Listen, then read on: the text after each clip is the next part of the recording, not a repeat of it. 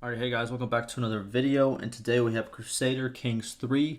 So we have another one of these introduction videos that they've been doing. It's like a little series where I'm pretty sure one very active YouTuber who's been following Crusader Kings for a while, he's pretty much explains different concepts. We've done characters, dynasties, and succession, if I'm not mistaken. Those are the three that we have done so far. And I forgot the guy's name exactly. He's going to say it in a couple seconds, but shout out to him. He does a very good job explaining, very precisely and very to the point what all of this means. And he has like that really soothing voice. So shout out to you as well. I did check out your channel. You know what I mean? I see that you have been very active. And I'm pretty sure he is a lot more excited than me for this game. But that being said, I'm very excited for this game. Very excited. So this is going to be my first Crusader Kings that I'm going to take very seriously. The other one, Crusader Kings 2, I played a little bit. Played a little bit of it when I was a little bit younger. But when you play games, especially kind of more complex and in-depth games when you're younger, you don't think too much about your decisions, and you're kind of like, what's going on, and you just make random decisions. But I am going to take this game very seriously. I'm going to make content, tutorials, information videos, all of that, and dev videos, all of that, right? Because if you check out my channel right now, I am pretty much solely a Mountain Blade Bannerlord creator. I have other games that I play as well, but I am going to add this game to my main rotation. So you're going to see videos about Crusader Kings 3 and also about Mountain Blade Bannerlord. So yeah, very excited.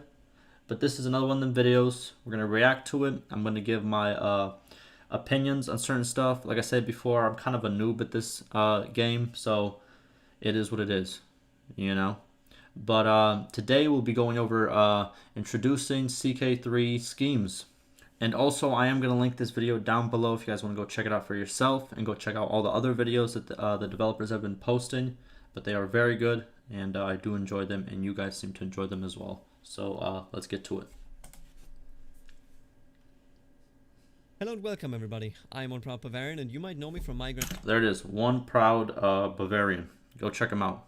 He, he kind of does what I do for Mountain Blade. He does it for Crusader Kings, if that kind of makes sense, right? Not completely one-on-one, comparison, but he's very active. He keeps up to date with the news, the dev news, and all of that. So go check him out. strategy channel here on YouTube. I'm collaborating with Paradox Interactive to bring you a series of tutorial videos about Crusader Kings 3. Previously we talked about keeping a realm together, and today we shall check out how you can use schemes to help yourself to more power and maybe even make some enemies and friends along the way. Alfred II has led an interesting life in the shadows that we shall explore. I'll be telling you about hostile schemes, personal schemes, and secrets. Like, I'm gonna make a lot of reference to Mountain Blade, obviously, because that's the type of content creator I am, right? But I made a whole video discussing how schemes would work in Mountain Blade, and I kind of want to see how they kind of work in this game to see, what works and what doesn't, because I can make an updated scheme video for Mountain Blade. And I also covered a person on Reddit, and he makes very good concept videos that I think, would be great if they were in the game as mods or as official updates, right? But I am excited to see how these look and how these kind of compare. Let's start out by talking about hostile schemes. Hostile schemes always begin with finding the soon-to-be victim of your plot and choosing the goal of your scheme. The murder scheme is open to anyone, whereas other hostile schemes require you to have invested into a few lifestyle perks. No matter what type of scheme you choose, it is important to understand how you can see them through. The success chance describes the likelihood of your scheme having a favorable outcome, whereas your secrecy is the chance of you remaining hidden on the day you execute your plans, whether it ends in failure or success. Before failure or success even become a topic, however, scheme progress is the name of the game. There's a chance every month for your scheme to progress that is calculated by comparing the target's ability to defend themselves and your ability to lurk in the shadows. While your personal skills and perks play a big role in this, another factor are agents. Agents are characters close to your target, and the closer they are, the better it is for your scheme, since they are assisting with your plans. Some people will aid you because... Very cool, very cool. Yeah, so like kind of very on point, a little bit more in depth, but very on point, where obviously you have to keep the secrecy. You get people on your side, and there's a chance they might... I don't know if he's going to talk about it after this, but there's a chance that they might just completely, tell the person you're running the scheme on like tell on you, because obviously they're closer to them than they are to you.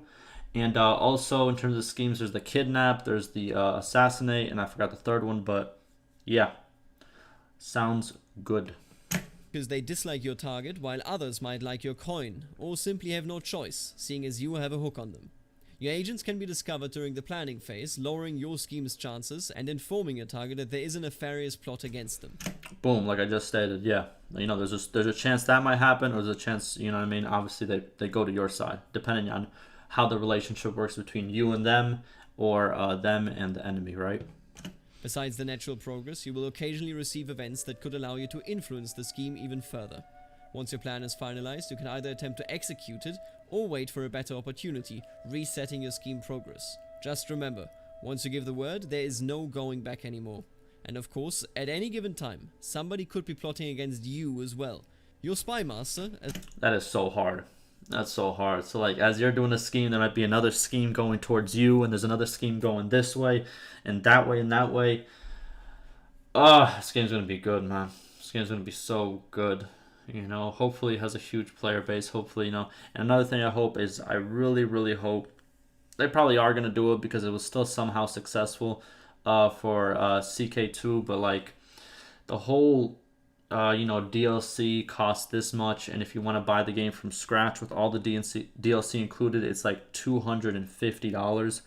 I hope they don't go that route, but I feel like they will, because it somehow worked. I have no idea how that plan worked and how people went along and were like, all right, let me go buy this. But it did. Hopefully it's a little bit cheaper, but we'll see. We will see. As long as you can trust them, is very useful in either supporting your schemes or unmasking those of others. Not all scheming has to be done with the goal of harming your target. Let's talk about personal schemes. Personal schemes are mostly aimed at influencing other characters and their opinion of you. This ranges from swaying someone or becoming their friend, all the way to becoming their lover or even soulmate. Since this topic is all about forming personal relationships, most personal schemes do not utilize any agents, but rely on the compatibility of your... Finesse them to like you. That's smart, so you can get your way. Man, I like that. I didn't go over this in terms of the scheme. My schemes were mostly negative when we made the videos regarding Mountain Blade. So yeah, that kind of makes sense. It's a good addition.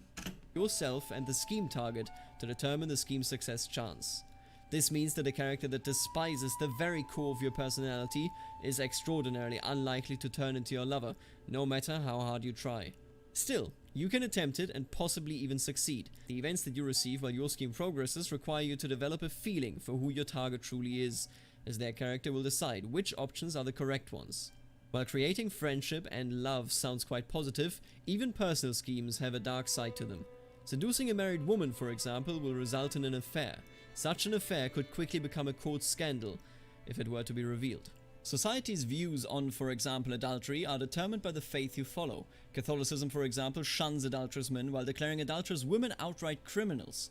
Different faiths have different opinions. Make sure that your escapades either stay secret or are accepted in the eyes of your faith. This brings us directly to the last topic of this video: secrets. Any activity that can generally be viewed as embarrassing or immoral in the eyes of your religious or worldly order could tarnish your reputation. If you were to murder someone and get caught, people would rightfully view you as a horrible person, deserving of imprisonment or worse. If nobody were to catch you, however, you would instead now have a secret. You can order your spy master to search for secrets in your own court or in the courts of others in an attempt to gain knowledge on things that you can use in your favor. If you learn a character's secret, you can either choose to expose... Can characters learn your secret? Because obviously you can learn character's secret and then use it to your advantage, obviously to get your way, or to, you know, make them do something for you. But can, let's say you're playing the game and all of a sudden somebody comes up and be like, hey, I know you murdered this person and I have proof, or I have a witness. You have to do this for me, or we're going to bring the secret out. Does that happen? Because that would be cool as well. Let's keep playing it. Lowering their standing in the world, or try to blackmail them in exchange for a hook that will allow you to force them into certain actions. Depending on the severity of their secret, the hook would either be a weak hook that you can only use once, or a strong hook that can be reused and even allows you to force your target into horrible situations, such as assisting you in a murder plot. It is important to note that not all knowledge of secrets comes from your spy master's activities. Alfred, for example, is one of the vilest sorts of men there is. He is a cannibal. During a feast with his vassals, he notices that Countess Elignon enjoys the hearty dishes just as much as he does. In the wake of this feast, both now know of each other's cannibalism secrets.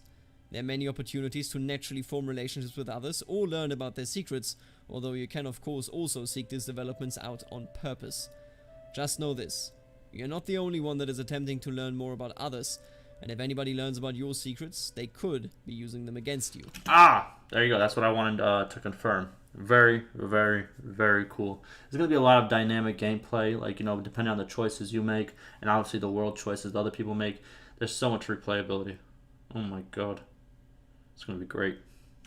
And this is it for today's topic. The next video will explain everything you need to know about managing your vassals. Remember to subscribe to this channel so that you don't miss out on any CK3 news. For now, boom. Subscribe to this channel, which is the developer channel. Go check out the commentator's channel. He does a very good job. If you liked, you know, CK2, he has a lot of videos on there, so go check him out. But yeah, that's gonna do it for me. Like he said, the next video is gonna be vassals. I can't wait. I enjoy these videos. I can't wait for the game to come out. It comes out, what, September 1st? It's like 3 weeks from now. I've already talked to the what's it called, to my my girlfriend, or the, you know, the mother to my child. I already told her, listen, when this game comes out, I'm gonna be gone for like 3 days. It is what it is. You know what I mean? She's gonna be with my son. It is what it is, and we're gonna go from there. But I really want to get content out for you guys. So yeah, there it is. Ask me any questions, concerns, and like always, stay safe.